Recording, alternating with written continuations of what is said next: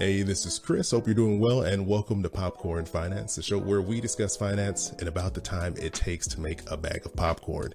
And in the past, we've talked about the impact that certain things can have in our overall financial lives.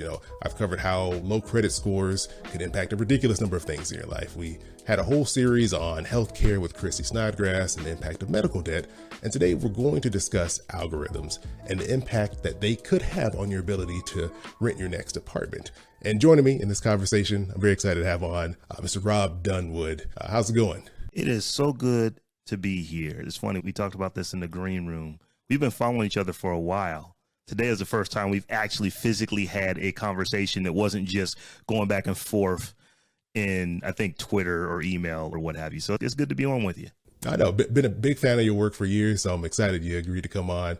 Robb, the reason why I know who he is because he puts together two amazing podcasts, the SMR podcast and the Tech Jawn, and that is where I heard you all discussing this story. And just to give people a little background on this, the article I found that followed along with what you guys were talking about was on Wired. It was written by Kari Johnson. It's called "Algorithms Allegedly Penalize Black Renters. The U.S. Government is Watching." And to give a quick summary on this, there's a company, it's called Safe Rent, and they're getting some heat right now because what they do is they pull a bunch of data. They pull information from credit reports, landlord and tenant records, address history, criminal records. They can go through and pull things like data from payday loan companies, rental purchase stores, things like that to create this score that they use that's called the Safe Rent score.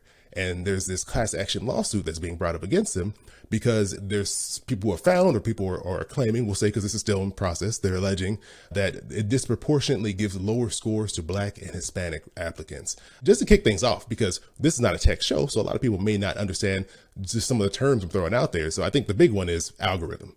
We hear it all the time, but it doesn't even feel like most of us really know what it is. I was even Googling it. I'm like, do I truly understand what an algorithm is? So would you mind just kicking us off with that? Like, what is an algorithm? So yeah, to make a long story short, an algorithm is essentially a set of instructions that a computer is going to run. So if you want an analogy, think of like a recipe. So your mom has got a recipe for cookies that she makes. So in that recipe, there's going to be all the ingredients that are required for the cookies, but there will also be the baking instructions, the things you need to do. Do you need to warm the butter? Do you need to melt the butter? Those type of things, those instructions are all part of the algorithm of turning those raw ingredients, in the case of a computer, data into something useful on the other end. So when we hear about, well, it's an algorithm that is potentially discriminating against folks, one of the first things that a lot of people will say, well, an algorithm can't do that. It's just data. And that is true. The algorithm itself isn't necessarily biased. It's just the data that you feed to it is biased. So in the case of where these companies are using data, they're going and they're pulling information. Well, if you're pulling information from did someone live here, you know where they lived. If that is a predominantly Black neighborhood or brown neighborhood, then you maybe give that a lower score than if it was a predominantly white neighborhood. You can pull data from if someone used a payday loan, well, where was the payday loan place located? You look at the zip code. Oh, this is a predominantly brown neighborhood or in a predominantly Black neighborhood. Maybe you score that differently than a payday loan that is in a predominantly white neighborhood. So yeah, it all is just data, but the interpretation of the data is what is problematic. And in this particular case, why there's a class action lawsuit is that it hasn't been settled yet, but it looks like the data that is being fed into these algorithms is got biased intent based off of where you live, who you are, what your name is. If you have had a record before, I will give you the triple whammy on an algorithm. You might get penalized for having been charged for a crime, not actually convicted of one. There are algorithms that are widely inaccurate when it comes to facial recognition, but there are police departments all around the country that use facial recognition to identify suspects. We have heard story after story of people being misidentified. They're charged until they get in front of a judge. The judge says, well, this isn't you, case dismissed. But when you go to put your application in, it didn't ask, was your case dismissed? It asked, were you charged? So the fact that you simply may have been charged for something that wasn't even you can lower your score.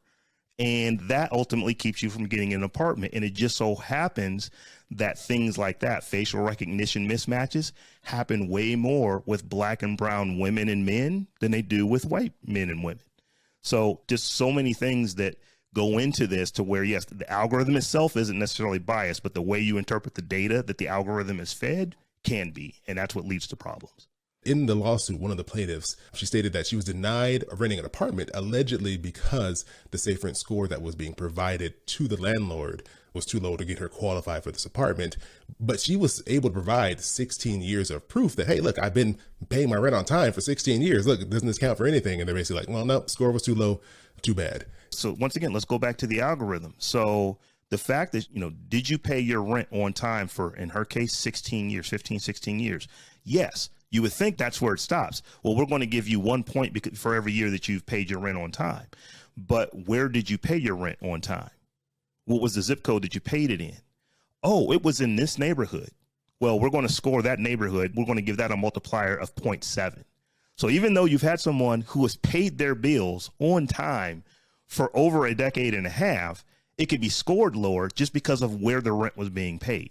Or in things that we absolutely know, folks who may have HUD assistance. So they actually are getting vouchers from HUD. A lot of folks will call that like Section 8.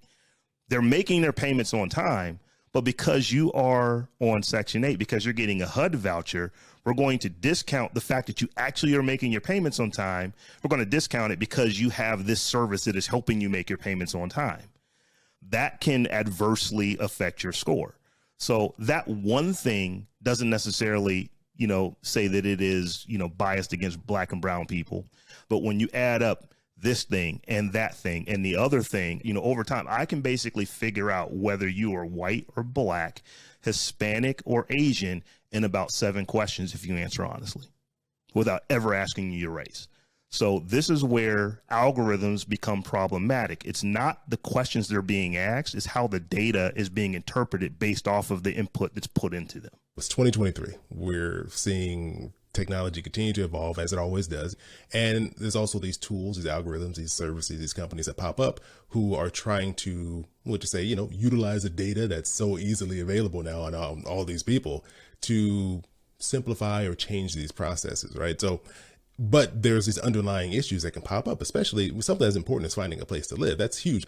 So in your opinion, seeing as you follow the tech industry so closely for years, is it okay for these tools to be used more and more often throughout our lives, even especially like in our financial lives, the things that are going to, cost us money? Because in that article, it mentioned that the plaintiff, she ended up having to pay more for rent because she had to go somewhere else. Right. So the question is not so much, is it okay? Because these things are going to be used. That genie is not going back into that bottle. The question is, as these algorithms are being used, are they fair?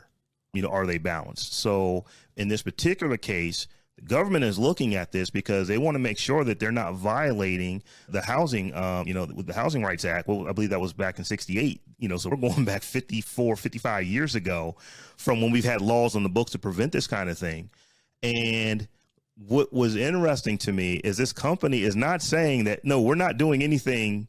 They're not saying that they aren't using data that is absolutely discriminated against Black and brown people.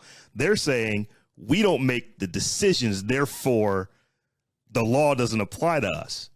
And one of the things, if you listen to the Tech Jawn, that we will say all the time when it comes to tech and IT and bias, is that it always seems like someone is looking for a loophole, because when you really think about it, they're saying, no, my hands are clean. I didn't say that this person couldn't live in your apartment.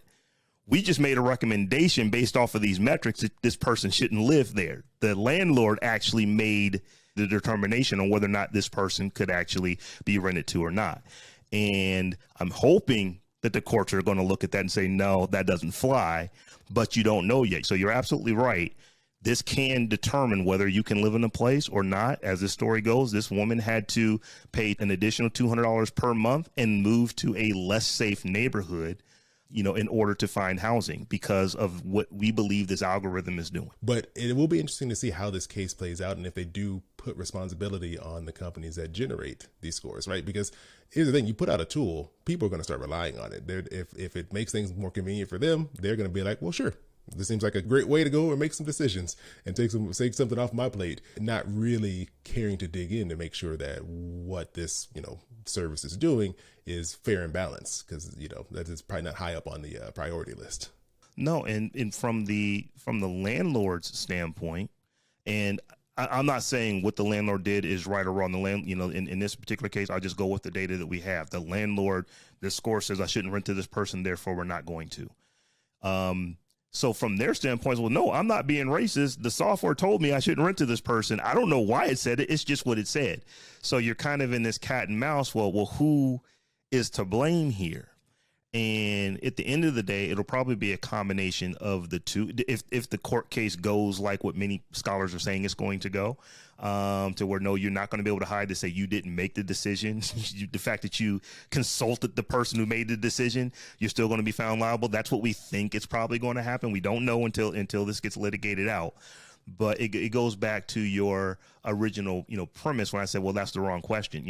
Can these algorithms do this? Yes, we know that they can because they are. How are we going to move forward and actually use this technology to make things better for everyone without actually being biased? And that is a question that can only be answered when we figure out how are we going to do everything else in life without actually being biased. It is one of the defining questions of this country that we've been trying to figure out for 450 years. So I don't have the answers. As a tech person, the algorithm is absolutely not doing anything nefarious. It is the data that is being fed to the algorithm and how the data is being interpreted and how it is being used that is the problematic thing. I really appreciate you coming on and sharing some more details about this. And if people want to connect more with you, kind of dive more into the tech space and hear an amazing perspective and all the years of experience you have, where should they go? They should head over to the Tech Jawn. That is the Tech JAWN, where myself and a couple of other hosts, Terrence Gaines, Stephanie Humphrey, we are all tech heads. We've been doing this stuff since the 90s. And we talk about tech from our perspective. So one of the things we always say on the Tech Jawn is that, technology hits communities of colors differently. And you don't always see that talked about in mainstream media. So what we do is we talk about the same tech that everybody else talks about, but we talk about how it affects our community in particular. One of my favorite shows, if all of you out there haven't found a tech podcast that you're listening to right now, stay up to date. I highly recommend the Tech Jawn. Love listening to you all sit there together and chat it up. And I appreciate the opportunity to have you on the show and break this down for us. Oh, Chris, I appreciate so much you having me on, man. Appreciate it.